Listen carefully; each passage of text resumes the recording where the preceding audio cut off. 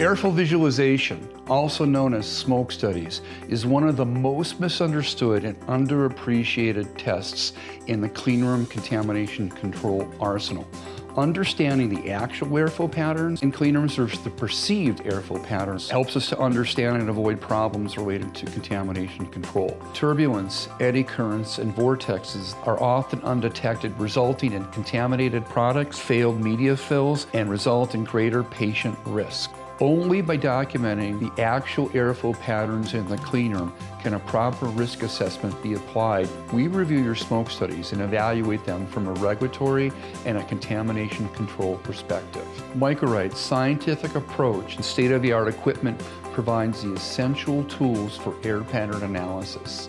This analysis can identify contamination sources, eddy currents, vortexes, dead spaces, and deviant air patterns within cleanrooms and barrier systems.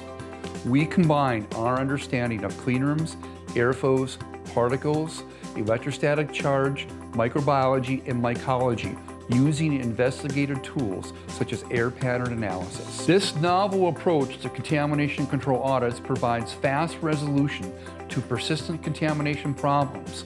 Our team provides recommendations on how to fix and prevent these problems from reoccurring.